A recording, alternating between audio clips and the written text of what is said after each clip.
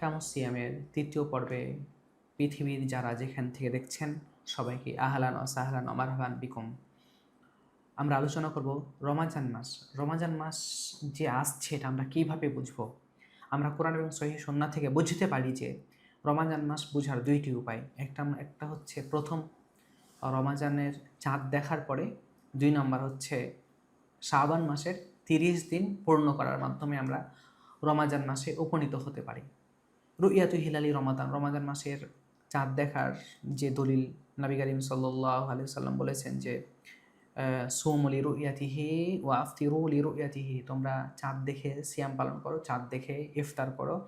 Fine কুব্বিয়া আলাইকুম ফাকমিলু ইদ্দাতা শাবানা সালাসিন, যদি তোমাদের আকাশ মেঘাচ্ছন্ন থাকে তাহলে তোমরা 30 দিন পূর্ণ করো। তাহলে অত্র হাদিসে আমরা রমাজান মাস প্রমাণ হওয়ার জন্য 2টি কারণ দেখলাম। 1 নম্বর হচ্ছে চাঁদ দেখতে হবে, যদি শাবান মাস পার হয়ে যদি আকাশে রমাজান মাসের চাঁদ দেখা যায় তাহলে আমাদেরকে সিয়াম পালন করতে হবে।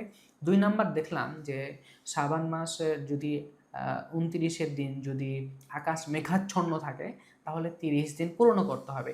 30 দিন পূর্ণ করার পরে আমরা পরের দিনে সিয়াম পালন শুরু করব, যদিও চাঁদ না দেখা যায়। মা এজিবু আলা সয়েম, সিয়াম পালনকারী ব্যক্তির উপরে কি কি ওয়াজিব? 1 নম্বর হচ্ছে যে এজিবু আলা সয়েম আল ফিত্র ইদা আযানিল মাগরিবি ওয়াল ইমসাক আনিল মুফাত্তিরাত ইদা তাবায়্যানা লাহু তুলুউল ফাজরি সানি, যে প্রথমত সিয়াম পালনকারীর উপরে ওয়াজিব হচ্ছে যে সকাল ফজর উদিত হওয়া থেকে সূর্যাস্ত পর্যন্ত না খেয়ে থাকা, পানাহারে থাকা, যে কাজগুলো থেকে আল্লাহ তাআলা নিষেধ করেছেন সেগুলো থেকে বেঁচে থাকা, এটা হচ্ছে ওয়াজিব। 2 নম্বর আমরা ওয়াজিব বলবো যে ইয়াজিবু আলাল মুসলিমি ইজতিনাবুল কিযবি ওয়াল গীবাতি ওয়াস সাব্বি ফি কুল্লি ওয়াক্তিন, যে একজন মুসলিম মিথ্যা বলা থেকে বেঁচে থাকবে, গীবত করা থেকে বেঁচে থাকবে, গালিগালাজ করা থেকে বেঁচে থাকবে, বিশেষ করে রমাজানে আরও গুরুত্বের সাথে। যেমনটা নবী করিম সাল্লাল্লাহু আলাইহি ওয়াসাল্লাম বলেছেন, মাল্লাম ইয়াদা কাওলা সুর ওয়াল আমালা বিহি ওয়াল জাহলা ফালাইসা লিল্লাহি হাজা আন ইয়াদা তা'আমাহু ওয়া শারাবাহু। 3 নম্বর আদামুর রাফাসি ওয়া সাখবি ওয়া আদামুর রাদ্দি আলা মান জাহিলা আলাইহি, যে স্বামী স্ত্রী মেলামেশা করা যাবে না এবং স্বামী স্ত্রীর মিলামেশার দিকে প্রকট আকট ধারণ করে এমন কাজ থেকে বেঁচে থাকতে হবে, এবং কেউ যদি গালি দেয় তার গালির প্রত্যুত্তর করা থেকে আমাদেরকে বাঁচতে হবে। যেমনটা নবী করিম সাল্লাল্লাহু আলাইহি সাল্লাম বলছেন, আল্লাহ তাআলা বলেন যে হাদিসে কুদসির মধ্যে যে যখন তোমাদের সাথে কেউ ঝগড়া করতে আসবে সেই জন্য বলে আনা সয়ম, আমি সিয়াম পালনকারী।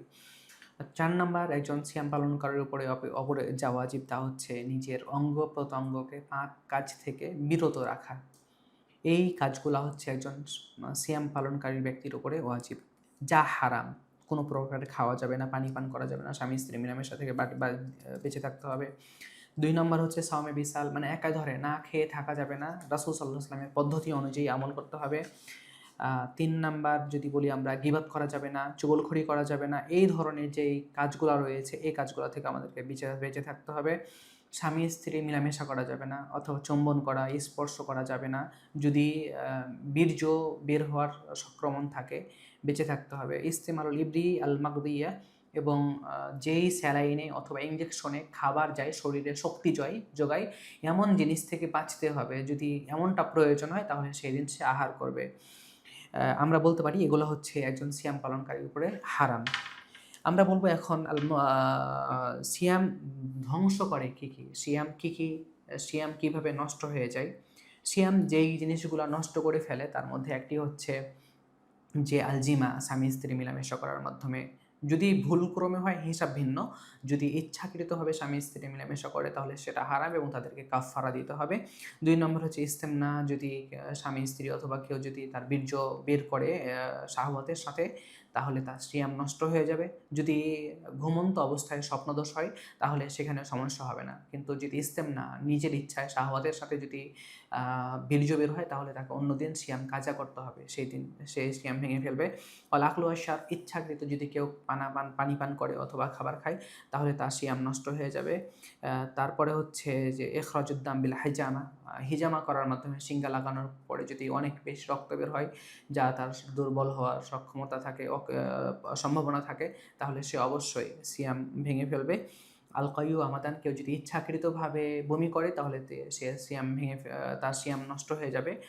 আর ৭ নাম্বার হচ্ছে যে মেয়েদের যদি হাইজের রক্ত অথবা নিফাসের রক্ত বের হয় তাহলে সে সিয়াম থেকে বেঁচে থাকবে বা তার সিয়াম নষ্ট হয়ে যাবে, এবং ওই দিনের সিয়ামটা তাকে রমাজানের পরে অন্য দিনে তাকে কাদা আদায় করতে হবে। আল্লাহ সুবহানাহু ওয়া তাআলা আমাদেরকে অত আলোচনা, সিয়ামের হুকুম আহকাম জেনে বুঝে বাস্তব জীবনে প্রয়োগ করার তৌফিক দান করুন, আমিন। আসসালামু আলাইকুম ওয়া রাহমাতুল্লাহি ওয়া বারাকাতুহু।